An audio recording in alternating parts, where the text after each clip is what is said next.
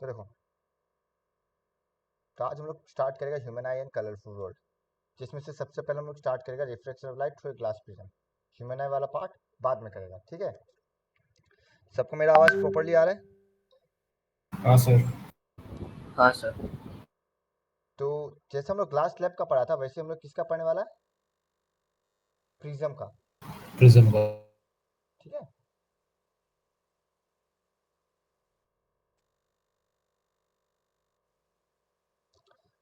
तो हम एक प्रिज्म बना रहा है।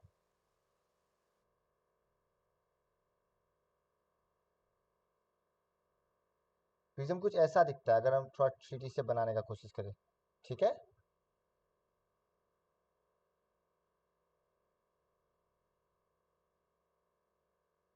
प्रिज्म कुछ ऐसा दिखता है, ठीक है। डन। ठीक। तो देखो, बता सकेगा इस प्रिज्म में रेक्टेंगुलर सरफेस कितना है? 3। 3 रेक्टेंगुलर है। एक ये वाला,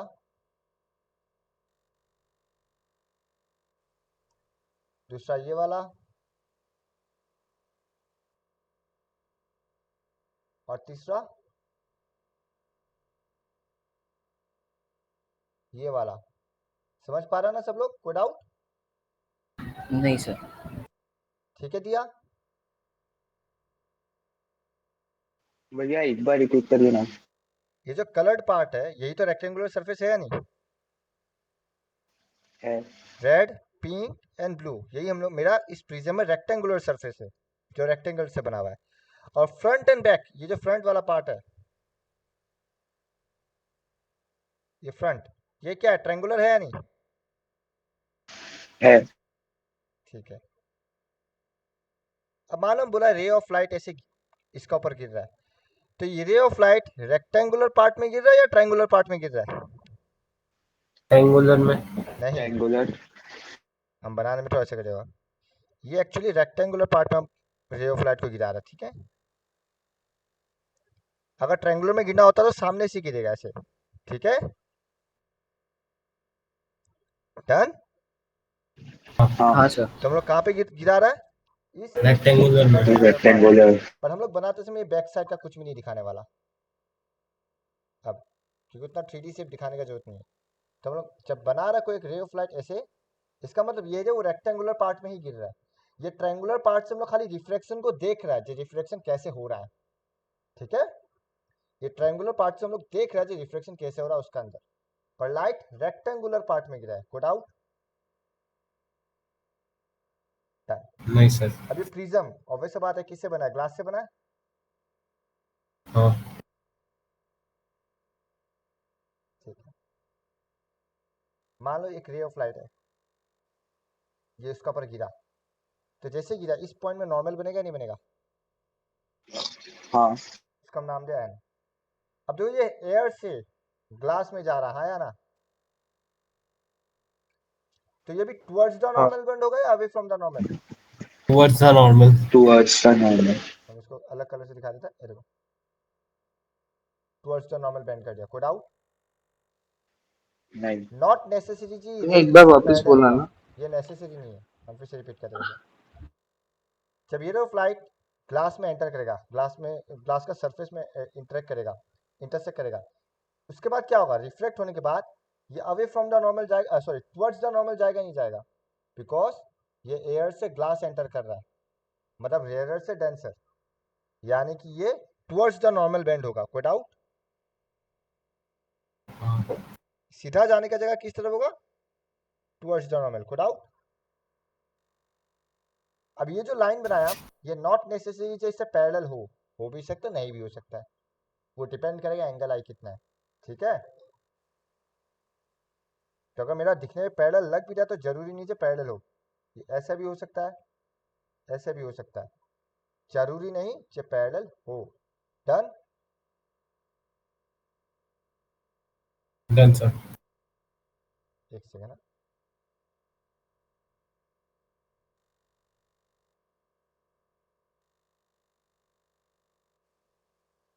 तो देखो हम क्या कर दिया, इसको बैंड कर दिया थोड़ा सा।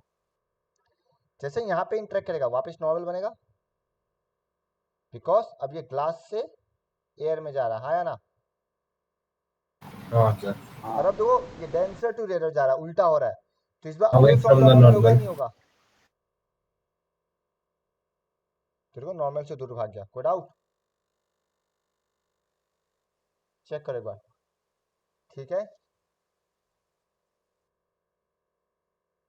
यही है ग्लास प्रिज्म का रिफ्लेक्शन, एक बार चेक करो, ठीक है ना। जैसे हम लोग ग्लास स्लैब का बनाया था वैसे ही ये ग्लास प्रिज्म का है।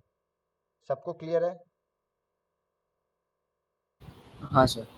अब याद रखना, जल्दबाजी में या पता नहीं स्टूडेंट क्या सोचता है, बिना लॉजिक के कुछ ऐसा बनाता है।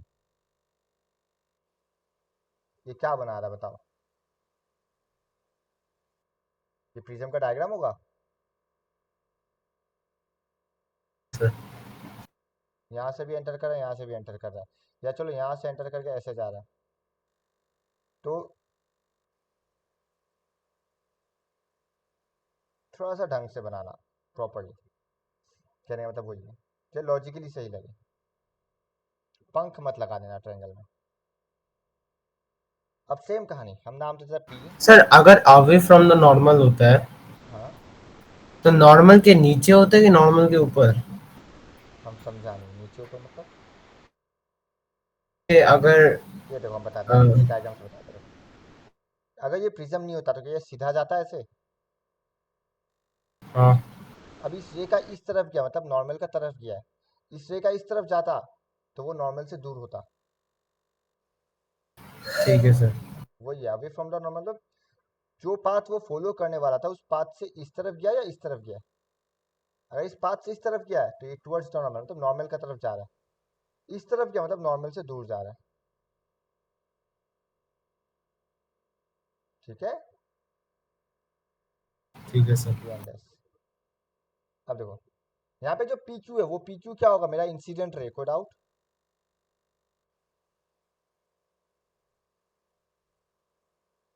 और जो क्यू आर है वो क्या होगा, रिफ्रैक्टेड रे।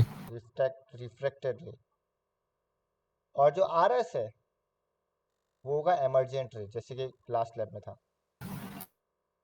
तुम लोग भी साथ साथ बनाओ रफली कॉपी में, ट्यूशन कॉपी में, ये साथ साथ तुम लोग बनाओ। पेन है तो पेन से बना लो, कोई इशू नहीं है, पर बनाओ साथ साथ। क्यू हो गया इंसिडेंट रे, यू आर हो गया रिफ्रेक्टेड रे, आर एस हो गया एमरजेंट रे। ऑब्वियस बात है, ऑब्वियस बात है। क्या ये क्या होगा, एंगल आई होगा। ये क्या होगा, एंगल आर होगा, कोई डाउट। और ये है मेरा एंगल ई, मतलब एंगल ऑफ इमरजेंस, जो हम लोग ग्लास ग्लास स्लैब में भी पढ़ा था। यानी कि angle I means angle of incidence, angle R means angle of refraction, and angle E मतलब एंगल ऑफ इमरजेंस। यही है मेरा ग्लास प्रिज्म का डायग्राम। एक बार चेक कर लो, कोई डाउट है किसी को भी, और हमको बना के फोटो भेजो। अब देखो भैया एक बार डायग्राम वापस बता दीजिए ना। डायग्राम वापस बताना है, हाँ एक बार क्लियर हो जाए वापस। फिर से देख लो। एक ग्लास प्रिज्म लिया, स्क्रीन चेंज कर लो। सॉरी, उसमें एक रे इंसिडेंट किया, तो ये पॉइंट में हम लोग बनाएगा नॉर्मल। ये नॉर्मल ऑलमोस्ट 90 डिग्री लगना चाहिए, देखने से पता चलता है ना 90 डिग्री का क्लोज है, लगना चाहिए। पर जैसे यहाँ पे इंटरसेक्ट क्या, अब ये करेगा रिफ्रैक्ट, या तो ये टुवर्ड्स द नॉर्मल जाएगा या तो अवे फ्रॉम द नॉर्मल जाएगा। पर सिंस इस पर आ रहा है तो टुवर्ड्स द नॉर्मल, क्योंकि ये एयर है ये ग्लास है, मतलब रेयरर से डेंसर मीडियम जा रहा है, इसीलिए। कोई डाउट। अब यहाँ से वो बाहर नहीं भैया। निकलेगा, यहाँ भी नॉर्मल बनेगा, यहाँ से बाहर निकलेगा। अब देखो ये ग्लास से एयर में जा रहा है, ग्लास एयर मतलब उल्टा हो रहा है, डेंसर टू रेयरर। तभी क्या होगा, ये नॉर्मल की तरफ नहीं जाएगा, ये जाएगा नॉर्मल से दूर, मतलब इस तरफ, ठीक है। तो ये हो गया एंगल आई, ये हो गया एंगल आर, और इसको बोलते हैं एंगल ई। डन। ठीक हाँ है। भैया। हाँ सर। अच्छा मान लो ये ग्लास प्रिज्म नहीं होता,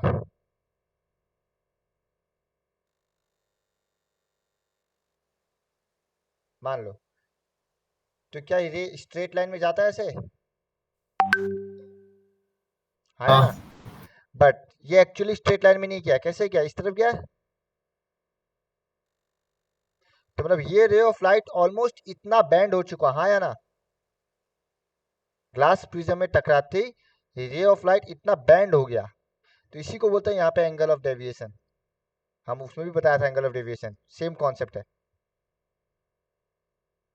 it is the angle between the direction of incident ray and emergent ray. It is the angle between the direction of incident ray and emergent ray. तो ये इतना बैंड हो जाता है, ठीक है। Done.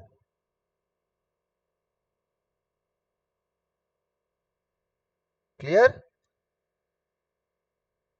it is the angle between emergent and it is the angle between, हम लिखा लिख देते, लिख लो, it is the,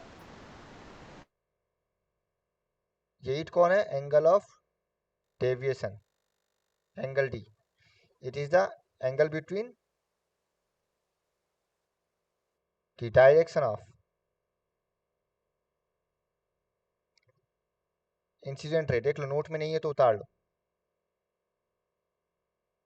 and emergent रे। रिफ्रैक्शन ऑफ लाइट का जो डायग्राम था उसमें था इंसिडेंट रे एंड रिफ्रैक्टेड रे, यहाँ एमर्जेंट रे, और कुछ नहीं, बस वही चेंज आ गया। तो एग्जाम में इससे डेफिनेशन पूछ लेता है, ऐसा नहीं जी नहीं पूछता है, ध्यान रखना। तो ये नोट करके उतार लो कहीं।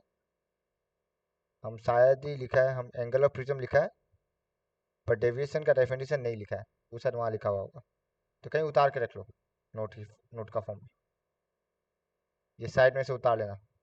फिलहाल कॉपी में लिख लो, जैसे जेरोक्स आएगा जेरोक्स में उतार लेना, ठीक है।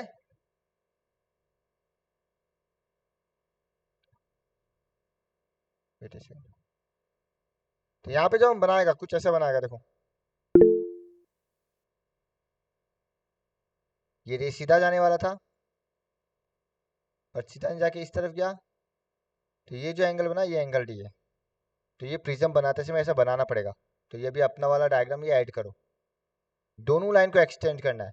इंसिडेंट रे यानी कि ब्लैक वाला को भी एक्सटेंड करो, और एमर्जेंट रे यानी कि ग्रीन वाला को भी एक्सटेंड करो पीछे का तरफ।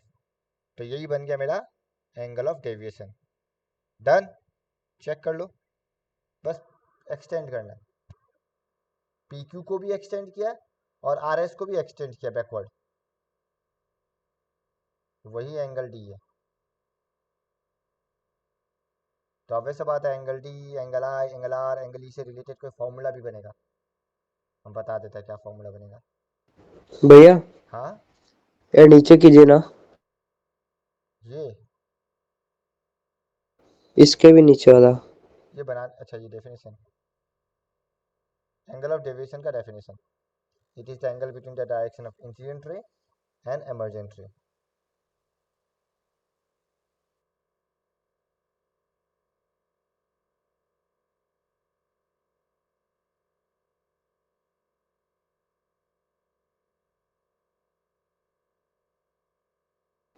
हो गया। ठीक है। अब हमेशा याद रखना, जैसे ग्लास स्लैब में एंगल आई और एंगल ई इक्वल था, ग्लास प्रिज्म में भी एंगल आई और एंगल ई क्या होता है? इक्वल होता है। तो इसमें भी एंगल आई और एंगल ई इक्वल है, ठीक है। ओके। ठीक है सर। सेकेंड थिंग, अब हम लोग जो प्रिज्म का इस्तेमाल कर रहे हैं, हम लोग को मान के चल रहा है जो हम लोग का इक्वी ट्रायंगुलर प्रिज्म है।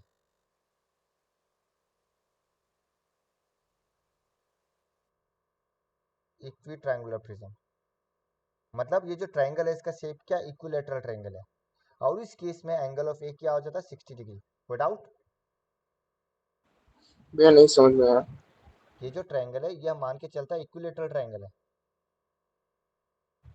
हाँ अगर कोई और वैल्यू दे देगा क्वेश्चन में मेंशन होगा, अदरवाइज तू मान के चलो एंगल है यहाँ पे 60 डिग्री है, क्योंकि हम लोग डील कर रहे हैं इक्वी ट्रायंगुलर प्रिज्म से। ऐसा कोई भी ट्रायंगल हो सकता है, बट इन जनरल हम लोग इक्वी ट्रायंगुलर प्रिज्म मान के चल रहे हैं। तो कभी अगर रिलेटेड फॉर्मूले से कुछ निकालने देगा तो एंगल ए 60 डिग्री मान के यूज करना, ठीक है। ठीक है भैया। अब फॉर्मूला देखो, फॉर्मूला ये होता है angle I plus angle E equal to deviation plus A. What is A? Angle of prism. इसी ए को नाम दिया एंगल ऑफ प्रिज्म, ठीक है।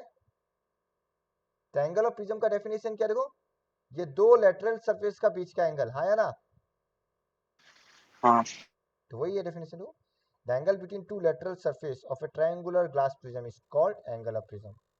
It has two triangular base and three rectangular lateral surface. Mention कर दिया। अब since angle आई और एंगल इक्वल होता है तो ये क्या बन जाएगा? Twice I equal to D plus A बनेगा, बिकॉज आई और ई इक्वल है। हाँ 2i equal to D plus A. यहाँ से आई क्या मिल गया? D plus A by 2। अब ये रिलेशन एमसीक्यू में डाल सकता है। कैसे डालेगा? या तो ये दे देगा, या तो ये दे देगा, या फिर ऐसे भी दे सकता है। देखना I minus D equal to A minus E. तुम चेक कर सकते ये भी सेम ही है। क्या कर दिया? डी को इधर लाया, डी को इधर लाया और ई को इधर ले गया, ठीक है ना। तो ऐसे याद रख लो I plus E equal to D plus A. ये रिलेशन याद रखना, एमसीक्यू में डाल सकता है। या कभी कभी आई का वैल्यू दे देगा और डी निकालने देगा। ऑब्वियस बात है एंगल ऑफ प्रिज्म को तुम 60 डिग्री मान के चलना, ठीक है। ठीक है सर। तो ये था प्रिज्म का कहानी मेरी जुबानी। अब नेक्स्ट आता है dispersion of white light by glass prism. तो हम लोग ऑब्वियसली देख लिया ये एक सिंगल रे को बोलता है मोनोक्रोमेटिक लाइट, ठीक है, याद रखना। प्लीज नेक्स्ट क्लास जेरोक्स करवा लेना, तो कुछ कुछ एडिट करवाएगा। तो सिंगल रे को क्या बोलता है? मोनोक्रोमेटिक लाइट, सॉरी, ठीक है, ख्याल रखना ये चीज। पर जरूरी नहीं एक सिंगल लाइट ही गिरे। व्हाइट लाइट में कितना कलर होता है? 7। यानी कि 7 कलर एक सिंगल पाथ में ग्लास प्रिज्म में गिरने से क्या होता है, हम लोग वही पढ़ने वाले। एक सिंगल पाथ में एक साथ अगर ग्लास प्रिज्म में व्हाइट लाइट गिरता है तो क्या होगा?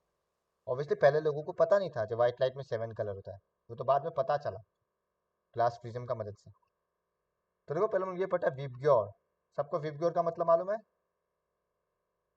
रेनबो का 7 कलर होता है, violet, indigo, blue, green, yellow, orange, red. सबको मालूम है? हाँ सर मालूम है।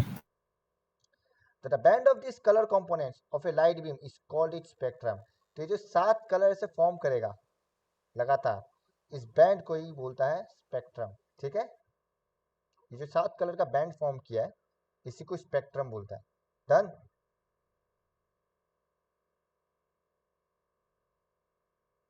ठीक है।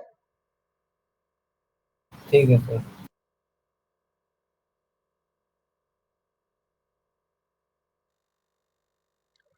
अब जो dispersion of light, the splitting of light into its component colours is called dispersion of light.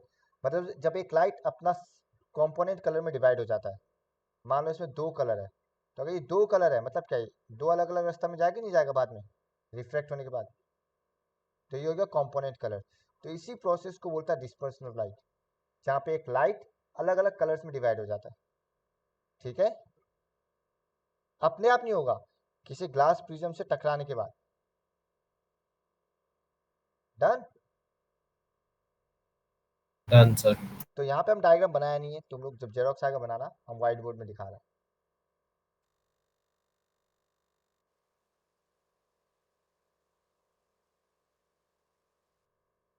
ये रहा व्हाइट लाइट मेरा, ठीक है। ये मेरा क्या? White light. अब न्यूटन ने ये एक्सपेरिमेंट किया, उसने सूरज का रोशनी यानी कि व्हाइट लाइट यानी कि सनलाइट को ग्लास प्रिज्म में आने दिया। फिर उसने ऑब्जर्व किया कि व्हाइट लाइट प्रिज्म का अंदर 7 कलर में डिवाइड हो गया। यहाँ नॉर्मल बनेगा पर इसमें हम लोग नॉर्मल बना के दिखाना नहीं है, तो obviously towards the normal band होगा। पर 7 कलर, ये पहला कलर विबग्योर, तो ऊपर रेड फॉर्म हुआ, फिर ऑरेंज,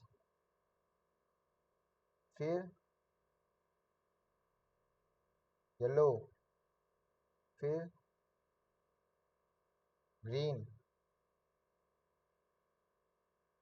ब्लू,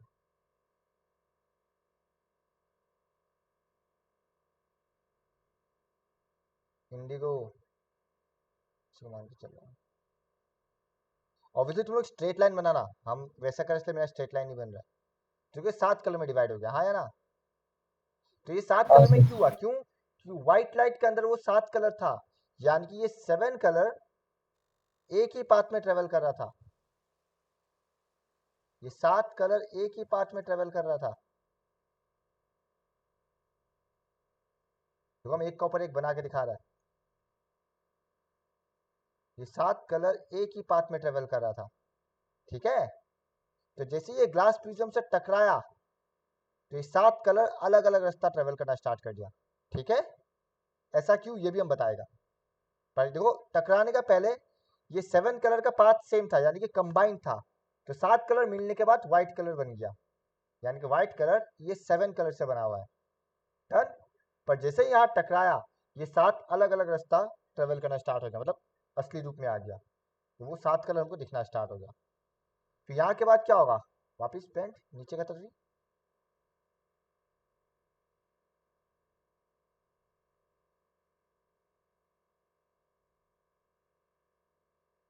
देखो तुम लोग ऑब्वियसली पेंसिल से बनाना है।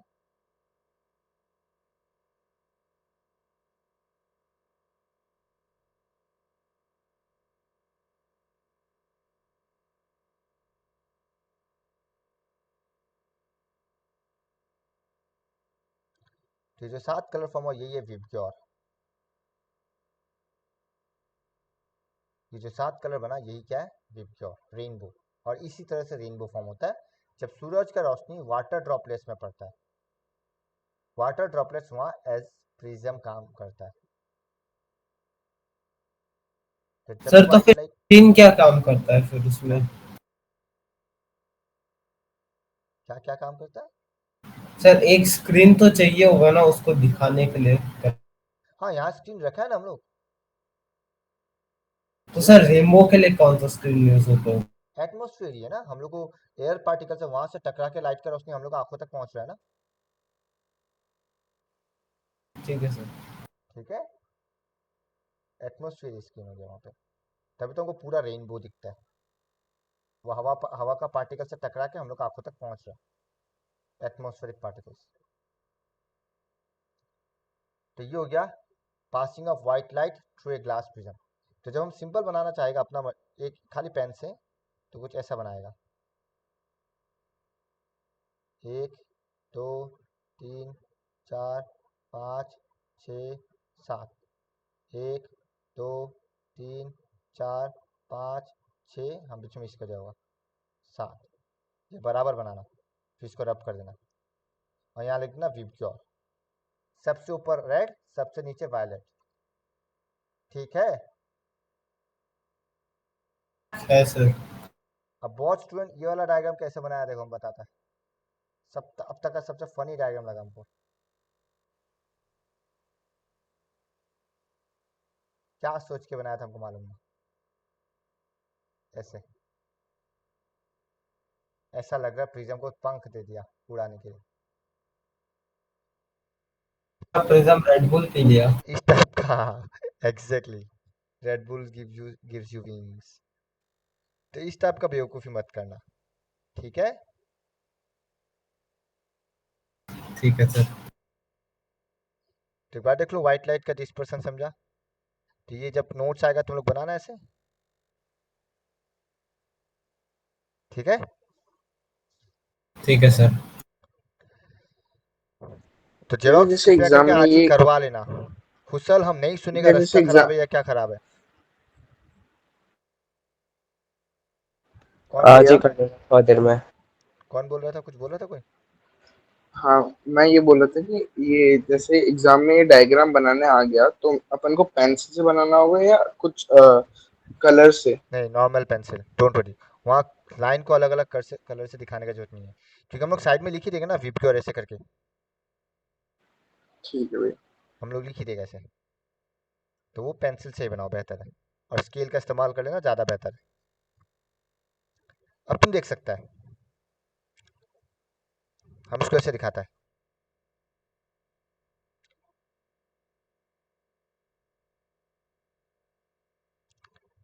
ये वायलेट ये रेड, और बीच में बाकी कलरों का हमको उससे मतलब नहीं है।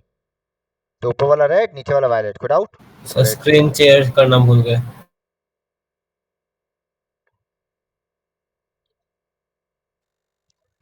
ऊपर वाला रेड, नीचे वाला वायलेट, और बीच में कलर है सारा, ठीक है। फिलहाल हमको उससे मतलब नहीं है, ठीक है। अब तुम बता सकेगा किसका एंगल ऑफ रिफ्लेक्शन, हमारे कौन सबसे ज्यादा कम, सबसे लीस्ट बैंड हुआ है और कौन सबसे ज्यादा बैंड हुआ है? Sir red. ये नॉर्मल है। रेड कम बैंड हुआ है। हाँ, red bend least and violet सबसे ज्यादा बैंड हुआ है, ठीक है। तो नोट्स में वही लिखा हुआ है, देखो नोट्स में, the red light bands the least while the violet light bends the most, good out। Sir ठीक है। अब देखो, why do we get this color, इसका 2-3 रीजन है। एक रीजन हम यहाँ लिखा, देखो, because all the 7 rays of light, अब देखो ये 7 का 7 रेस एक सिंगल पाथ में ट्रेवल कर रहा है, इसमें तो कोई प्रॉब्लम नहीं है। 7 का 7 रेस ऑब्वियस बात है सिंगल पाथ में ट्रेवल कर रहा है। कहाँ बनाया था, कहीं तो बनाया था ना।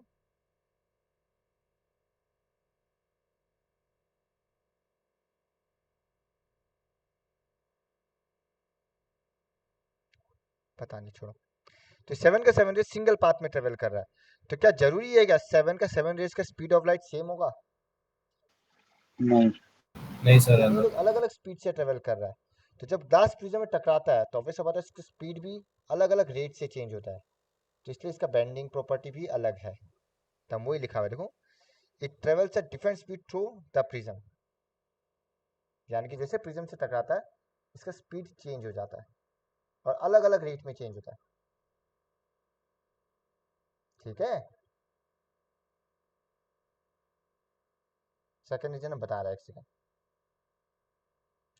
तो यानी कि स्पेस में सारा कलर का सारा लाइट का स्पीड सेम है, 3 × 10⁸ मीटर पर सेकंड, पर जैसे वो ग्लास से टकराता है, टकराने के बाद सबका स्पीड अलग हो जाता है, इसलिए सबका बेंडिंग प्रॉपर्टी भी अलग है।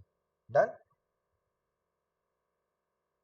यानी जब यहाँ पे अच्छा आ रहा है सबका स्पीड ऑलमोस्ट सेम है, पर जैसे ग्लास प्रिज्म में टकराएगा तो उस मीडियम में सबका स्पीड अलग अलग रेट से चेंज होता है, इसलिए सबका बेंडिंग प्रॉपर्टी भी अलग है। डन। हाँ। सेकेंड थिंग हम बताता वेवलेंथ। वेवलेंथ किस किस को याद है, क्लास 9 में मिला हो, किस किस को याद है वेवलेंथ? सर वो डिस्टेंस ग्राफ बनता है बिटवीन, ना, distance. the distance between a center of a rarefaction and अगर ये compression top is lower point लेगा this तो इसका बीच का rarefaction। डिस्टेंस को क्या बोलता है, वेवलेंथ। या ये टॉप इसको लेगा तो इसको बीच के डिस्टेंस को क्या बोलता है, वेवलेंथ, जिसको लैम्डा से डिनोट करता है, याद है। हाँ। हाँ सर, याद आ गया। तो लाइट को वेव पार्टिकल भी बोला जाता है, मतलब light travels as a wave.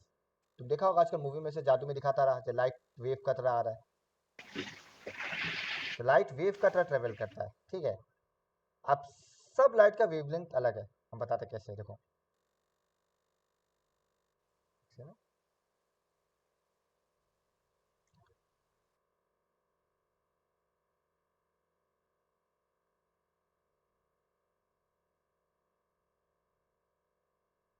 ठीक है। एक सेकंड मेरा पेन का चार्ज कम गया, 2 मिनट दो हमको।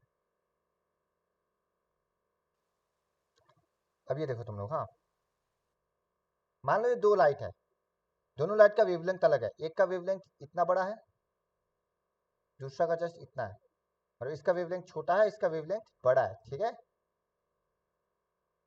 अब यहाँ पे क्या करते हैं, एक रिफ्लेक्टिंग सरफेस रखा, मान लो ग्लास ही रख दिया, क्या फर्क पड़ता है। अब देखना अच्छे से,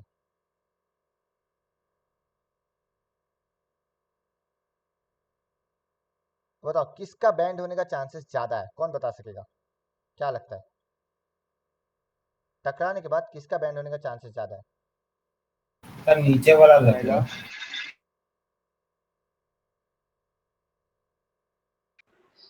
भैया नीचे वाला। नहीं क्यों? ऊपर वाला ऊपर वाला का चांसेस ज़्यादा है क्योंकि ये ज़्यादा वेव क्रिएट कर रहा है ना, तो बेंडिंग प्रॉपर्टी ज़्यादा वेव में ही असर डालेगा। ये कितना हल्का सा चेंज, ये सिंस एक सिंगल लाइन में ही देखो, इसका सामने ज़्यादा से कितना, ये स्ट्रेट लाइन ही तो है इसका क्लोज में, इस इस इंटरफेस में ये एक स्ट्रेट लाइन की तरह काम कर रहा है, तो ज़्यादा से ज़्यादा हल्का सा बैंड होगा। पर यहाँ पे देखो ये ऑलमोस्ट कर्व है, तो ये जब टकराएगा ये ज़्यादा से ज़्यादा बैंड होने का कोशिश करेगा, ठीक है। बट यहाँ पे ये जो कर्व वाला पार्ट है बहुत कम है इसके मुकाबले, तो ये कम बैंड होगा। डन, यानी कि जिसका डन सर। वेवलेंथ ज़्यादा होता है वो कम बैंड करता है, जिसका वेवलेंथ कम होता है वो ज़्यादा बैंड करेगा। तो फिर रेड कलर वाले उसका लाइट का वेवलेंथ ज्यादा होता होगा ना? ज़्यादा होता है। तुम इसका ऐसे सोचो, हाँ मान लो कैसे मान लो, हाँ मान लो एक बड़ा नदी का वेव और एक छोटा नदी का वेव, तुम जो बैंड करने के लिए कुछ रखो, कौन ज़्यादा बैंड करेगा, ये छोटा वाला बैंड होगा या बड़ा नदी का वेव ज़्यादा बैंड होगा? छोटा छोटा का बैंड होगा, बड़ा वाला को उससे कुछ फर्क ही नहीं पड़ेगा, ठीक है। जब तक बड़ा वाला का इतना हिस्सा पार होगा, जैसे इतना सा हिस्सा, ये छोटा वाला का इतना हिस्सा पार हो चुका होगा, मतलब डबल क्रेस्ट पार हो चुका होगा, तो वो बैंड कर चुका होगा ज़्यादा से ज़्यादा, ठीक है। ठीक है सर। ओके, यानी कि ये हो गया वायलेट लाइट का, ये होगा रेड लाइट का। तो red light has the highest wavelength while violet has the shortest wavelength, due to which red light bend the least and violet light bend the most. तो कोई पूछेगा ना क्यों वायलेट सबसे ज्यादा बैंड होता है, because it has shortest wavelength. Done, तो तुमको दो रीजन मिल गया, एक सारा लाइट डिफरेंट स्पीड में ट्रेवल करता है, ये वाला रीजन, एंड दूसरा वेवलेंथ वाला रीजन। डन, ठीक है सर, डन। नेक्स्ट हो recombination of the spectrum of white light. तो Isaac Newton was the first to use a glass prism to obtain the spectrum of sunlight, यानी कि सूरज का रोशनी को 7 कलर में डिवाइड करने वाला कौन था पहला इंसान? Isaac Newton. न्यूट तो उसने ये तो बता दिया कि sunlight consist of white light, sorry या white light consist of 7 colours.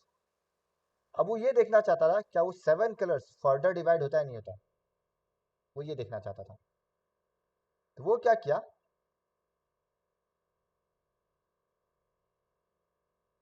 इसी स्क्रीन को हटा दिया, चेंज करना भूल इसका आपका व्हाइट बोर्ड नहीं सॉरी हाँ थैंक यू, इसके सामने एक और प्रिज्म रखा, ठीक है। इसके सामने क्या क्या, एक और प्रिज्म रखा, कॉप प्रिज्म रखा। वो ऑब्जर्व किया, कोई चेंजेस नहीं आया, ये लाइट नॉर्मली रिफ्लेक्ट हुआ और नॉर्मली पार हो गया, ठीक है, कोई चेंजेस नहीं आया। ऑब्जर्व किया जो जनरली जिसे बैंड होके पास होना चाहिए वो 7 कलर का 7 कलर ही रहा, तो इससे ये साबित हो गया कि 7 कलर फर्दर कोई और कलर को कंसिस्ट नहीं कर रहा, मतलब और डिवाइड नहीं हो रहा, ये 7 कलर ही है, ठीक है। डन, ठीक है, हाँ सर, डन। फिर उसने किया उल्टा प्रिज्म रखा, ऐसे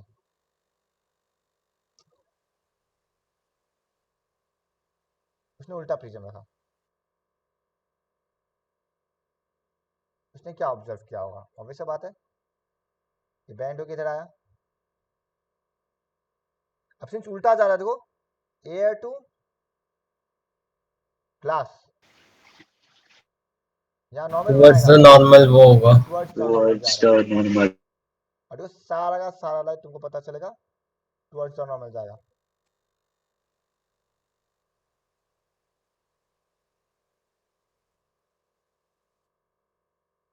फिर वापस व्हाइट लाइट में कन्वर्ट हो गया, यानी कि व्हाइट लाइट 7 कलर में डिवाइड हुआ, और जैसे प्रिज्म को उल्टा रखा ये वापस कन्वर्ज होके व्हाइट लाइट बन गया। अब तुमको इतना नहीं बनाना है, ये कॉम्बिनेशन दिखाने के लिए इतना मत बनाना, जब 7 कलर वाला बनेगा तो ये बना के दिखाना है 7 कलर, पर जब कॉम्बिनेशन दिखाएगा तो ऐसे बनाने से चलेगा, अंदर का नहीं बनाना है, हम दिखाता है कैसे रखना, थोड़ा ज़्यादा हो जाएगा।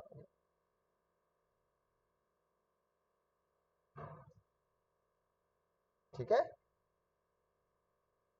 लिख देना ये रेड है, ये वायलेट है, खत्म, काफ़ी है। मतलब बीच में बाकी 5 कलर है, तो बुक में भी ऐसे ही बनाया हुआ है। ठीक है सर। कोड आउट, देखो ये व्हाइट लाइट, रेड, वायलेट और ये कंबाइन हो गया। डन। तो इस एक्सपेरिमेंट से ये कंफर्म हो गया कि sunlight is made up of 7 colours. तो ये पूछ सकता है कि न्यूटन ने ऐसा क्या किया जिससे ये प्रूफ हुआ, तुमको ये बताना है पूरा। ठीक है, ये डायग्राम बना के इसी को एक्सप्लेन करना। ठीक है कृष्णा। हाँ। तो देखो क्या लिखा, he tried to split the color of the spectrum of white light by further using another similar prism। यानी कि जो 7 कंपोनेंट आया था उसको फर्दर डिवाइड करने का कोशिश किया, but he could not get any more colour. ठीक है, how did he recombine white light, यहाँ से देखो स्टार्टिंग से अच्छे से लिख दिया। Isaac Newton send the white light into a glass prism, the white light splits into 7 component colours. खत्म। जब पहले वो फर्स्ट प्रिज्म में व्हाइट लाइट भेजा, वो 7 कलर में स्प्लिट हो गया। Now he then placed an inverted glass prism near the first prism, पहला प्रिज्म के सामने इन्वर्टेड ग्लास प्रिज्म रखा, and allowed the 7 colours to pass through it, और 7 कलर को इससे पास होने दिया। ही ऑब्जर्व्ड दैट, क्या ऑब्जर्व किया, the 7 colours recombines and comes out as a white light on the other side. ये 7 colour recombine हो गया और एज अ व्हाइट लाइट निकल गया। खत्म। ठीक है, हाँ डन। Done sir. हाँ सर। तो ये बाय हार्ट करने का नहीं है, नॉर्मल है। क्या किया, पहले ये व्हाइट लाइट पास किया, 7 कलर में डिवाइड हुआ। He placed inverted prism near the first prism and allows this 7 colour to pass through it. He observe that the 7 colours recombines and emerge out as a white light. खत्म। तो रट्टा मारने का बिल्कुल भी नहीं है, समझिए, आराम से बना के लिख सकेगा। और थोड़ा अगर इंग्लिश लैंग्वेज में प्रॉब्लम होता है कोई बड़ा बात नहीं है, थोड़ा सा रट लो, हो जाएगा, रटने से याद रहता है, तभी लैंग्वेज ठीक होगा और दूसरा जगह भी बना के लिख सकेगा। डन। कोई डाउट किसी को? दिया, ठीक है। हाँ भैया। प्राची, हाँ भैया। केसर आया है क्या? हाँ सर, कब आया, तुम कहाँ से देखा तुम? बस अभी थोड़ा देर पहले ही ज्वाइन किया। कोई बात नहीं, चलो रिकॉर्डिंग तो हो ही जाए। ओके, तो ये था व्हाइट लाइट का कहानी। तुम एक बार देख लेना आज रिकॉर्डिंग, नहीं समझ आता तुमको बोलना। हाँ। तो रेनबो का हम बेसिक इंट्रोडक्शन देता, आज डिटेल नहीं करेगा, जैसे हम बता देता है। देखो रेनबो क्या है, डेफिनेशन लिख दिया। It is a natural spectrum of natural spectrum appearing in the sky after rain shower, यानी कि बारिश के बाद होता है ये। और ये क्यों होता है, it is cause due to dispersion of light. Dispersion of light क्या था, एक व्हाइट लाइट का अपना कंपोनेंट कलर में डिवाइड होना, स्प्लिट होना, उसी को बोलता है dispersion of light. And tiny water droplet act as a prism in the sky. तो एमसीक्यू में ये डालता है कि स्काई में ड्यूरिंग रेनबो, रेनबो फॉर्मेशन में कौन सा पार्ट, माने क्या है जो प्रिज्म जैसे एक्ट करता है, तो क्या होगा, वाटर ड्रॉपलेट्स। इसलिए बारिश के बाद ही दिखाई देता है इमीडिएटली। या तुम कोई फाउंटेन के सामने जाओ, तुमको देखना वहाँ रेनबो दिखाई देता है। फाउंटेन के सामने, फाउंटेन के सामने भी तुमको रेनबो दिखाई देगा, क्योंकि सूरज का रोशनी उस फाउंटेन में पड़ता है और उस वाटर ड्रॉपलेट से रिफ्लेक्ट होने के बाद 7 कलर्स फॉर्म करता है, यानी कि रेनबो। ठीक है, ठीक है सर। कैसे फॉर्म होता है वो हम लोग बाद में देख लेगा ये। तो फॉर्मेशन ऑफ रेनबो में 3 चीज देखने को मिलेगा, एक reflection of light, total internal reflection, जो ज़्यादा डिटेल में नहीं चाहिए, हो जाएगा, खाली रिफ्लेक्शन मत लिखना, टोटल इंटरनल रिफ्लेक्शन नहीं लिखना, ज़्यादा डिटेल में नहीं चाहिए, एक बेसिक आइडिया बता देगा, एंड डिस्पर्सन ऑफ लाइट। तो ये होगा formation of rainbow. Next class I think हम ये वाला पार्ट खत्म कर देगा, ये पूरा खत्म कर देगा, और थर्ड क्लास में ह्यूमन आई करेगा। ठीक है, ठीक है सर। मोटामोटी 3 क्लास में ये चैप्टर खत्म हो जाएगा। सैटरडे तक खत्म हो जाएगा फिर। हाँ, डन। डन। चलो फिर बाय। मैथ्स वाला रुक जाओ, जिसका मैथ्स है।